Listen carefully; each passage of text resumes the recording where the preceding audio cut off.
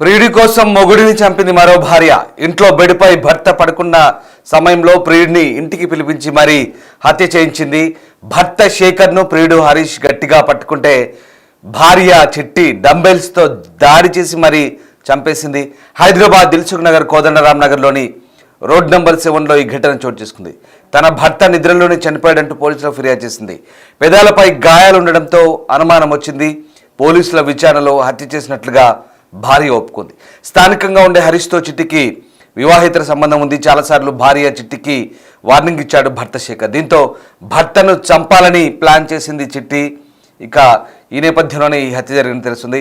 నాగర్ కర్నూలు జిల్లా ఊరుకొండ మండలం మాచారం గ్రామానికి చెందిన జల్లెల శేఖర్కు చిట్టితో 16 ఏళ్ల కిందట పెళ్లి జరిగింది. శేఖర్ చిట్టిలకు కొడుకు కూతురు ఉన్నాడు. సో శేఖర్ డ్రైవర్గా పనిచేస్తున్నాడు. మాదారం గ్రామానికి చెందిన శేఖర్ హైదరాబాద్లో నివాసం ఉంటున్నారు. ఈ నేపథ్యంలో భార్య భర్తల మధ్య ఈ మూడో వ్యక్తి ఎంటర్ అవడంతోనే ఈ ఘటన చోటు చేసుకొని తెలుస్తుంది. ప్రియుడితో కలిసి భర్తను హత్య చేసింది భార్య. ఈ సంఘటన సరూర్ నగర్ పిఎస్ పరిధిలో చోటు చేసుకుంది. ఇక కోదండరామ్ నగర్లో ఉంటున్న శేఖర్తో చిట్టి 16 ఏళ్ల క్రితం సొంతూరు నాగర్ కర్నూలు వివాహమైంది. ఆ తర్వాత శేఖర్ క్యాబ్ డ్రైవర్గా పనిచేయడానికి నగరానికి వచ్చాడు. వీరి కుమారుడు కుమార్తె ఉన్నారు. అదే ప్రాంతానికి చెందిన హరీష్తో చిట్టికి పరిచయమైంది. అది వివాహేతర సంబంధానికి దారితీసింది. భర్తకు విషయం తెలిసి పలుమార్లు మందలించాడైనా పద్ధతి మార్చుకోలేదు. ఎలాగైనా భర్తను అడ్డు తొలగించాలనుకుంది. గురువారం రాత్రి ఇంట్లో భర్త నిద్రిస్తుండగా చిట్టి ప్రియుడికి సమాచారం ఇచ్చి పిలిపించింది. ఆ సమయంలో పిల్లలు కూడా ఇంట్లో లేరు. నిద్రలో ఉన్న శేఖర్ను హరీష్ గొంతు నలుమగా చిట్టి డంబెల్తో తలపై కొట్టడంతో అక్కడికక్కడే మృతి చెందాడు. శుక్రవారం మధ్యాహ్నం స్థానికులు డయల్ 100కు సమాచారం ఇచ్చారు. కేసు నమోదు చేసి మృతదేహాన్ని పోస్టుమార్టం చేసేందుకు గాంధీ ఆసుపత్రికి తరలించినట్టుగా పోలీసులు వెల్లడించారు. ఇక ఈ ఘటనలో అనుమానాలు వ్యక్తం చేసిన పోలీసులు భార్యను తమదైన స్టైల్లో విచారించడంతో అసలు నిజం ఒప్పుకుంది. దీంతో ఆ భార్యే భర్తను అతి కిరాతకంగా డంబెల్తో మోదీ ప్రియుడితో కలిసి చంపినట్లుగా పోలీసులు నిర్ధారించారు. ఇక దిల్సుఖ్ నగర్లో జరిగిన ఈ ఘటనకు సంబంధించి పూర్తి సమాచారాన్ని మా ప్రతినిధి దేవిక అందిస్తారు. సరూర్ నగర్ పోలీస్ స్టేషన్ పరిధిలో దారుణ ఘటన చోటు చేసుకుంది. ప్రియుడితో కలిసి భార్య చిట్టి అనే మహిళ భర్తని అతి కిరాతకంగా డంబులతో కొట్టి చంపిన ఘటన అయితే సరూర్ నగర్ పోలీస్ స్టేషన్లో చోటు చేసుకుందని చెప్పొచ్చు. అసలు ఏం జరిగింది ఏంటనే విషయాలు కూడా తెలుసుకోవడానికి ఇప్పుడు సరూర్ నగర్ పోలీస్ స్టేషన్లో భర్త కుటుంబ సభ్యులందరూ కూడా ఇక్కడ ఉండడం జరిగింది. అసలు ఏం జరిగింది ఏంటనే విషయాలు వాళ్ళతో తల్లితో మాట్లాడి మరిన్ని వాళ్ళు కూడా తెలుసుకుందాం. అమ్మ నమస్తే, మీ కొడుకు పేరేంటి? శేఖర్ అమ్మా.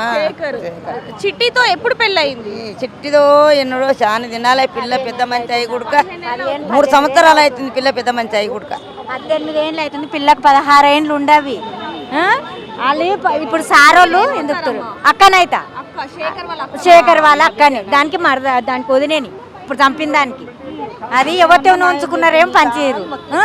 ఉంచుకుంటే వాళ్ళు ఏది నిజం చెప్తలేదు సారోళ్ళు. ఇట్లా బర్వాసిస్తలేరు మాకు పట్టుకొస్తామని. మీకు ఎప్పుడు ఫోన్ చేశారు? మాకు ఎప్పుడు అంటే 1:30కు ఫోన్ చేశారు మేడం. 1:30కు గుర్తాయి. మేము ఊళ్ళు ఉన్నాం. 1:30కు గుర్తాయి. 1:30కు గుర్తయ్యారకు మా పిల్లగాడు మా అబ్బాయి ఎవరో చెప్పిరంట. ఇక్కడ మా వాళ్ళు తెలిసిన వాళ్ళు. అరే గిట్ల అయిందిరా మామయ్య, గిట్లా పట్టిపోయింది, చచ్చిపోయిందా, ఎట్లా కొట్టి చంపిర్రో ఎట్లనో ఇట్లా పడిపోయిండ్రా మామయ్య లేసాడని చెప్పిండంట. మా పిల్లగాడు ఏం చేసిర్రు తండ్రికి చెప్పేసి మా తాను కుక్కొచ్చి అది నిజానంగా చెప్పిన అమ్మ మామకు చూస్తాయిందంటే నమ్మలే.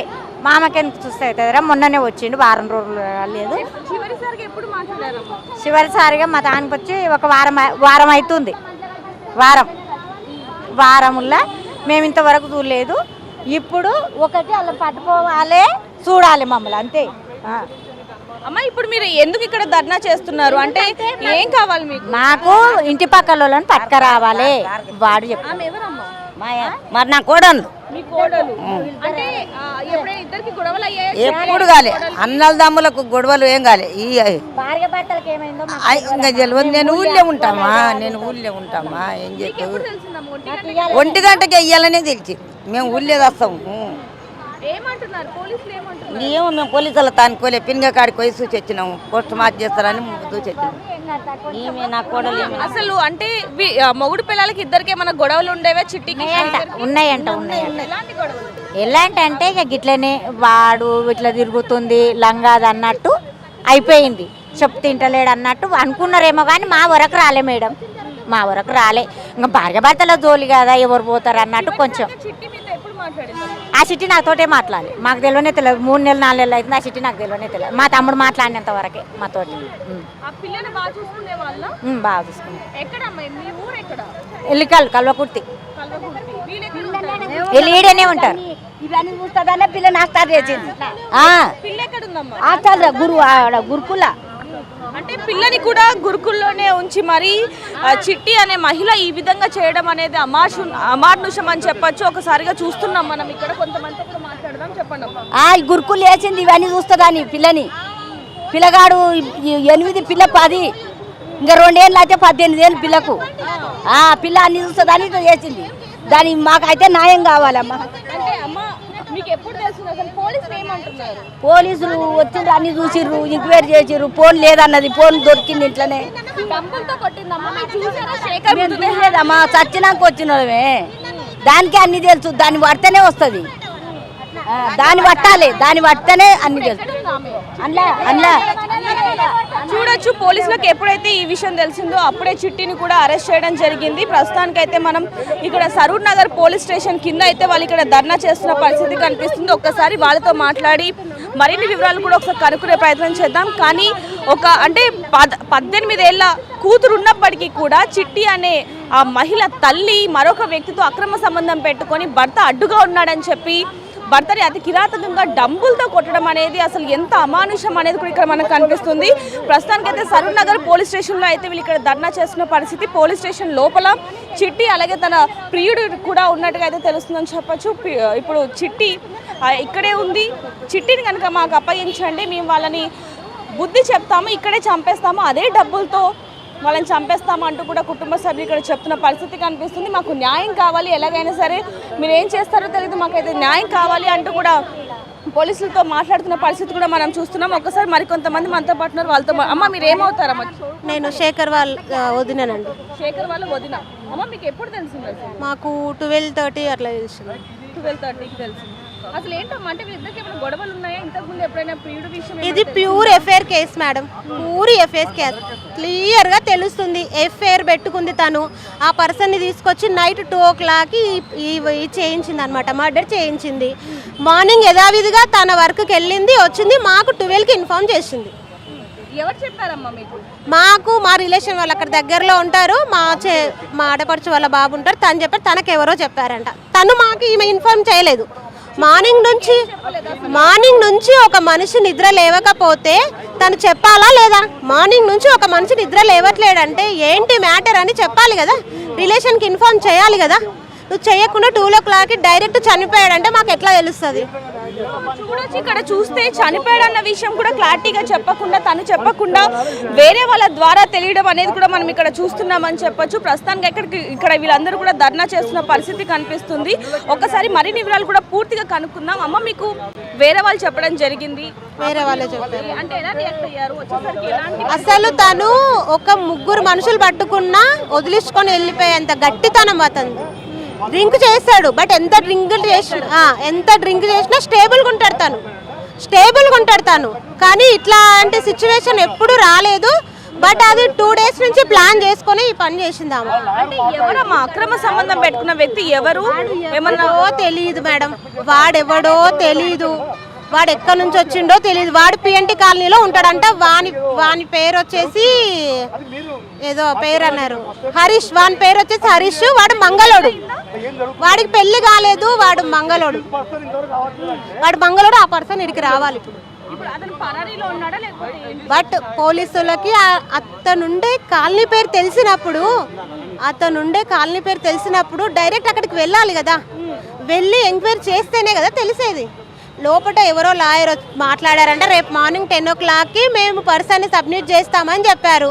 మాకు 10 o'clock కాదు, ఇప్పుడు ఇక్కడే ఉండాలి, ఇప్పుడు ఇక్కడికి రావాలి ఖచ్చితంగా. తను లాయర్ తరపున మాట్లాడి 10 o'clock మేము అక్యూజ్ని మేము సబ్మిట్ చేస్తాం అన్నప్పుడు ఖచ్చితంగా ఇన్ఫర్మేషన్ ఉంటుంది కానీ వాళ్ళు పట్టుకోవచ్చు కదా. లాయర్ మాట్లాడి 10 గంటలకు ఇస్తామంటుండంట. అంటే ఇక్కడ పోలీసులు సంథింగ్ ఏదో మాట్లాడుతున్నారు కదా అని చెప్పేసి. ఇప్పుడు ఏమవుతుందంటే అక్యూజ్ పర్సన్ ఎవరైతే ఉన్నారో వాళ్ళ తరపు న్యాయవాది రేపు పొద్దుగాల అక్యూజ్ పర్సన్ని మేము పిఎస్లో సరెండర్ చేస్తామంటున్నారంట. అంటే ఇన్ఫర్మేషన్ పిఎస్లోకి ఉంది కదా, ఇక్కడ ఉన్నప్పుడు వాళ్ళు పట్టుకురావచ్చు కదా. వీళ్ళు పట్టుకురావట్లంటే పోలీసులకి సంథింగ్ ఏదో మాట్లాడుకున్నది మాకు అర్థమవుతుందండి. ఇక్కడ విషయం వెళ్ళినప్పుడు అక్కడ ఎలాంటి పరిస్థితి అది ఖచ్చితంగా మర్డర్ అండి, జరిగింది క్లియర్గా. మర్డర్ ఎలా జరిగింది అనేది తెలియదు, మర్డర్ అయితే జరిగింది. ఎంతమంది ఇన్వాల్వ్మెంట్ అయ్యారు ఏం కథ లేదు. ఆమె ఏం చెప్తుందంటే బయటికి వెళ్ళి దెబ్బలు తాకినాయి అని చెప్తుంది, కానీ మా మరదలు బయటకు వెళ్ళి దెబ్బలు తాకి వచ్చి ఇంట్లోకి వచ్చి అని చెప్పింది, కానీ ఇంట్లో జరిగిందని మాకు చెప్పలే. అక్కడ చూస్తే ఏమవుతుందంటే ఖచ్చితంగా ఇంట్లోనే ఇద్దరు ముగ్గురు కలిసి చంపేశారు. అంటే అసలు చిట్టి అక్కడ పరిస్థితి ఏ విధంగా ఉంది మీరు మాట్లాడేటప్పుడు? అరే ఆమె ఏమంటుందంటే మేము ఏడుస్తుంది బాగానే మాట్లాడుతుంది ఆమె. ఇప్పుడు పోలీసులు ఏమంటున్నారండి? పోలీసులు ఏమంటున్నారంటే అది మర్డర్ అని వాళ్ళకి తెలుసు, బట్ క్లియర్ చెప్పట్లేదు, వాళ్ళు క్లియర్ చేయట్లేదు వాళ్ళు. ఇప్పుడు మీరు పోలీసులతో మాట్లాడడం జరిగింది, పోలీసులు ఏం చెప్తున్నారండి?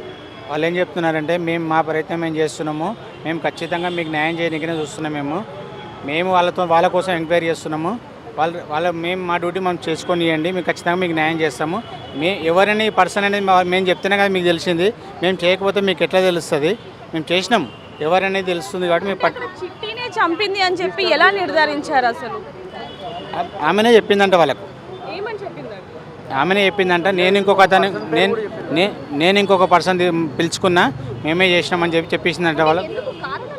ఇక కారణం అనేది మనకు ఇప్పుడు వాళ్ళకి ఏం జరిగింది అన్నది, ఇంట్లో ఏం జరిగింది కారణం తెలియదు. వాళ్ళు భార్య భర్తలు నెల నుండి గొడవ పడుతున్నారు, వాళ్ళకి ఏం జరిగింది తెలియదు. ఆ విషయంగా అనుకొని రోజు నన్ను ఇబ్బంది పెడుతున్న ఉద్దేశంతో ఆమె కిరాతంగా చంపించడం జరిగింది. నిజంగానే వాళ్ళిద్దరికి అక్రమ సంబంధం ఉందా లేకపోతే? అది తెలియదు కదా, అది మనకు తెలియదు, అది గుగారని తెలియదు. ఇప్పుడు నిజంగా మనం అనుకోనికే అక్రమ సంబంధం లేకపోతే ఎవరైనా వేరే పర్సన్ అయితే రాలేరు కదా, వేరే పర్సన్ అయితే రారు కదా, ఆ సంబంధం ఉంటేనే వస్తారు, వాళ్ళు రాకుంటే రారు. కాబట్టి వాళ్ళు మేము చేసే డ్యూటీ మేము చేస్తున్నాము, కొంచెం మాకు టైం ఇవ్వండి, మీకు ఖచ్చితంగా న్యాయం చేస్తామని పోలీసు వాళ్ళు చెప్తున్నారు. ఇప్పుడు ఎవరైతే ఇంకొక వ్యక్తి ఉన్నాడో అతన్ని పట్టుకోవడానికి అయితే రేపు పొద్దున 10 గంటలకు తీసుకొస్తామంటూ కూడా పోలీసులు చెప్పారు అంటూ కూడా మీ కుటుంబ సభ్యులు చెప్పడం జరుగుతుంది. అంటే అతను వచ్చి వెళ్ళిపోయాడా లేకపోతే ఏంటి?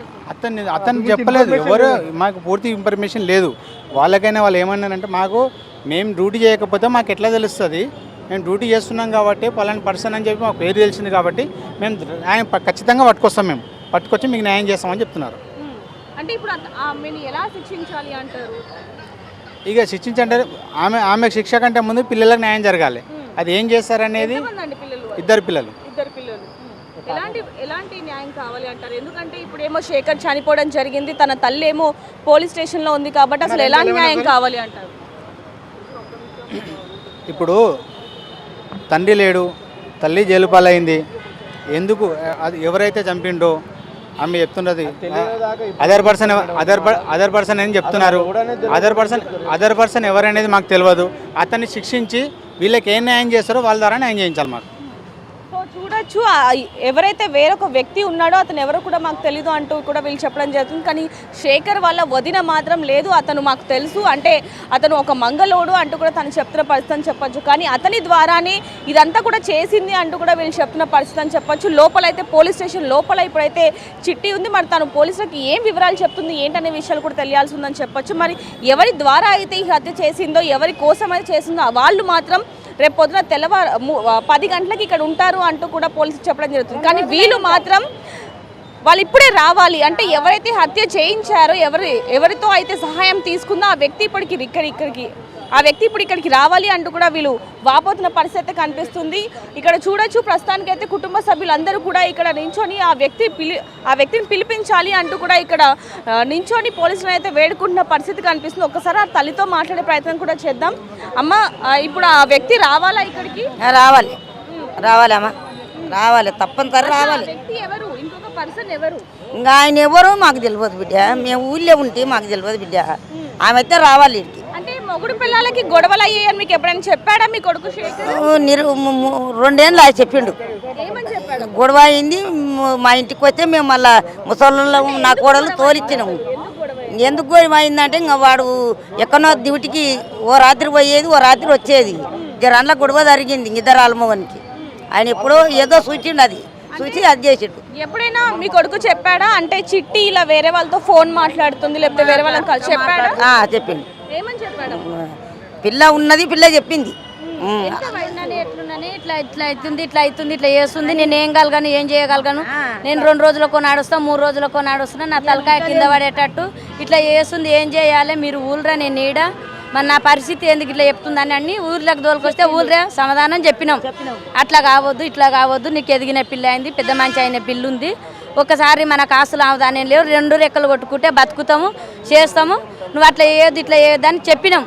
ఆ చెప్పగలిగినాక మంచిగా ఉండరు. మళ్ళీ అంతకు ముందుకు ఇంకా మళ్ళీ ఇట్లా కొట్టిండు తిట్టిండు, ఈ పెద్ద మనుషులకు పిలిచినాక కొట్టిండు తిట్టిండు అనే జోలి లేదు. మామూలు పీకులాడుకుంటే ఏమున్నారు, ఏమన్నా కార్యాలకు పండుగలకు దసరాకు కానీ సంక్రాంతికి కానీ వచ్చేవాళ్ళు ఇద్దరు కలిసి వచ్చేవాళ్ళు, అంత బాగుండేది. కానీ కూతుర్ని ఎందుకని గురుకుల్లో వేయాల్సిన పరిస్థితి వచ్చింది? ఇక లేదు కదా ఈ పరిస్థితి. అంటే ఇప్పుడు ఆయననేమో కారు డ్రైవర్ అని అటు జర అక్కడక్కడే ఉండే, ఈమె ఇళ్ళలో పనిచేసి ఈమె రూపాయి, ఈమె నాదేందో నాకు అతేందో, నేను 1000 రూపాయల పని చేసినా 500 పని చేసినా అయిపోయింది నాది, నీది పెడతలేవు. చిట్టి తల్లిదండ్రులు ఏమన్నా వచ్చారు ఇక్కడికి, వాళ్ళకి ఫోన్ చేశారా? వాళ్ళకి ఫోన్ చేయండి, వాళ్ళ ఇంటి పక్కనే ఉండరు. ఇప్పుడు వాళ్ళు చిట్టీలు ఇది వాళ్ళందరూ ఇన్నే ఉండరు, అదే గల్లీలు ఉండరు ఒక్కరు. ఈ వారం రోజుల సంధి తల్లిగారింటి కాడు ఉండే, తల్లిగారి దారకెళ్ళి వచ్చిందా ఈ మటరు. ఈమె మొన్ననే వచ్చిందంటే ఈయన దగ్గరికి, మొన్న మరి వస్తే ఈ ఒక్కటి నుంచి అయితే కాదు, వాళ్ళు కూడా ఉండరో ఏమో మరి, వాళ్ళు ఇట్లా చేయమని వాళ్ళు చెప్పిర్రా, మాకు ఎట్లా తెలియదు, మాకు 1 తెలియదు 2 తెలియదు. అన్న ఈయనే ఉంటారు, ఇక్కడే ఉంటారు కానీ రాలే. పోలీస్ స్టేషన్కి వచ్చారు, ఎవరు కూడా రాలేదు చిట్టి తరపున వాళ్ళు ఎవరు? వాళ్ళ మంది ఒక పిల్ల రాలే, ఎవరు రాలేదు. వాళ్ళ మంది మళ్ళీ గిట్ల అయిండ్రు, నీ మరిది గిట్లుండ్రు, మీ కొడుకు గిట్లుండ్రు అని మాకొక్కరు వాళ్ళ మంది ఫోన్ చేసింది లేదు. పక్కల పిల్లలు చేసిందే, ఇంటి పక్కల వాళ్ళు మొత్తుకుంటున్నదంట, మా యారాలు మొత్తుకుంటుంటే వేరే వాళ్ళు విని ఫోన్ నెంబర్లు ఉంటాయి కదా, ఫోన్ నెంబర్లు వెళ్ళినప్పుడు శేఖర్ ఎలాంటి పరిస్థితుల్లో ఉన్నాడు? ఇక స్టేషన్లు వేసారు, మేము ఊరికి వెళ్ళి ఇప్పుడే వచ్చినాం, స్టేషన్లు వేసింది. మేము గాడేస్తే అందులోకి ఎవరు రానిస్తలేదు, మళ్ళీ ఇడుకురికి వచ్చినాం. గాంధీ హాస్పిటల్నే ఉండదు ఉస్మాన్. మాకు 1:30 కాల్ వచ్చింది మేడం, 1:30 కాల్ వచ్చింది, ఇలా చనిపోయారు అది ఇది అని. వేరే ఒక పర్సన్, మాకు తెలిసిన పర్సన్ ఫోన్ చేసిండు, తెలుసా అది మాకు తెలియదు అది అని మేము అన్నాము. మాకు 1:30 కాల్ వచ్చింది, ఇలా చనిపోయినట్టు అది ఇది అంటే మేము ఇంకా మాకు ఏం ఇన్ఫర్మేషన్ లేదు, డైరెక్ట్ తెలిసేదవరే మేము కలవకుర్తి పక్కల విలేజ్ మాది మాదారం. మేము అక్కడి నుంచి వచ్చే వరకు సాయంత్రం అయ్యింది, 5 అయ్యింది. ఇక్కడికి మేము వచ్చే వరకు 5 అయ్యింది. మాకు ఎలాంటి ఇన్ఫర్మేషన్ లేదు, కాకపోతే మాకు ఇంకా తెలియదు. మేము వచ్చే వరకు అయితే బాడీ అయితే ఉస్మానియా దగ్గర ఉన్నది. మేము చూడొచ్చు, తల్లి బాధ కూడా మనకి తెలుస్తుంది. అంటే పెళ్ళైన తర్వాత కొడుకు కొత్త జీవితంలో సంతోషంగా ఉంటాడు, ఒక సంసారంలో భార్యతో సుఖ సంతోషాలతో ఉంటాడన్న కొడుకు ఇక లేడు అన్న విషయాన్ని కూడా తల్లి జీర్ణించుకోలేని పరిస్థితి అయితే కనిపిస్తుందని చెప్పచ్చు. చూడొచ్చు, ఆ తల్లి కడుపు కోత కూడా ఎవరం భరించలేని పరిస్థితి అని చెప్పచ్చు. అమ్మ, ఎంత వయసు అమ్మ మీ కొడుకు? నాకు వయసు తెలియదు, వీళ్ళకే తెలుసమ్మా. ఎంత వయసు అమ్మ మీ కొడుకు? ఎంత వయసు ఉన్నదో నాయన ఎక్కడ చూడొచ్చు, ఆ తల్లి ఆవేదన కూడా మనకు కనిపిస్తూ ఉంది. శేఖర్ నువ్వు ఇంకెప్పుడు రాలేవు అంటూ కూడా తను ఒకసారి తన బాధని ఒక్కసారి ప్రతి ఒక్క తల్లికి, ప్రతి ఒక్క భార్యకి ఒకసారి వినిపించే ప్రయత్నం చేద్దాం. నా కొడుకు నా ఇంటికి నువ్వు రావాల్సిన్నావో, నా కొడుక నీకు ఇష్టం లేకపోతే వెళ్ళిపోవాలి. నా కొడుకు ఇంట్లో తీసుకొని ఊగపోయినుంటే, నా కొడుకు ఇంత చేసి కొడుక నా నాయను ఎలాగన్నా పడతావు కొడుక నీవు, నా నాయన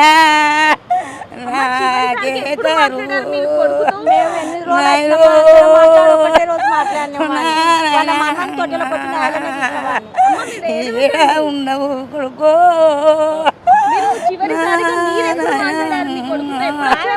నాకు బాగా అయితే లేదు నాయమ్మా, నీ కలువమ్మా. సో చూడొచ్చు, ఇప్పుడు ప్రతి ఒక్కరు కూడా కింద కామెంట్స్ ఒకటే పెడుతూ ఉంటారని చెప్పొచ్చు. ఆ తల్లి అంత బాధలో ఉంటే ఎందుకని మీరు మైక్ పెడుతున్నారు అని. కానీ ఇది పెట్టడానికి కూడా ఒక కారణం ఉందని చెప్పొచ్చు. ఏంటంటే ఈ తల్లి బాధ చూసైనా సరే ఒక భార్య, ఒక తల్లి కడుపు కోత ఏ విధంగా ఉంటుంది, తన కొడుకుని చంపుతాను తెలియడానికి మాత్రమే తనతో ఇప్పుడు మాట్లాడించడం జరిగిందని చెప్పొచ్చు. ఎందుకంటే నిండు నవమాసాలు మోసి పెంచి పెళ్లి చేసి తన మనవళ్ళు మనవరాలని పోషిస్తూ కూడా ఇప్పుడు ఆ తల్లి కడుపు కోత ఏ విధంగా ఉందనేది కూడా చూస్తున్నాం. కాబట్టి తనతో అయితే మాట్లాడించడం జరిగిందని చెప్పొచ్చు. ఇప్పుడు శేఖర్ అంటే ఒకసారి శేఖర్ వయసు ఎంత అనేది కూడా ఒకసారి తెలుసు. అమ్మ, శేఖర్ వయసు ఎంత?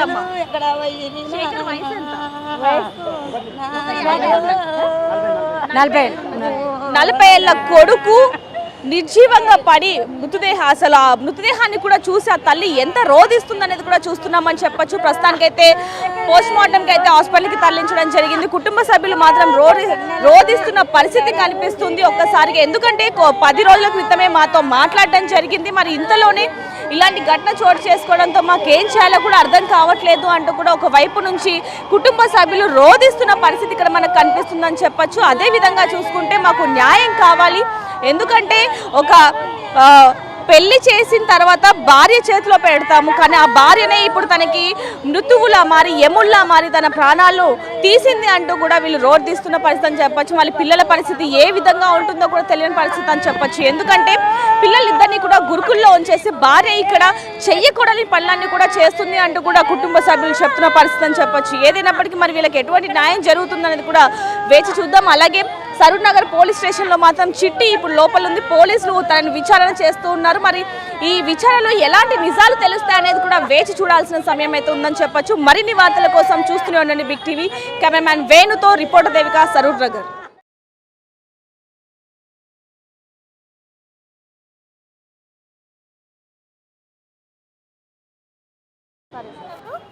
మీ తమ్ముడు వాళ్ళ ఇంకెవరైనా ఉన్నారా? తమ్ముడు ఒక్కరేనా మీరు? ఎవరు అన్న ఎవరు? ఇంకొకరు Big TV RTV senior reporter, senior cameraman. ఈయన చూడు షేకాన్ కూడా Big TV RTV senior reporter, senior cameraman. ఈయన చూడు షేకాన్ కూడా ఇయ్యాడు పెద్ద తోపు.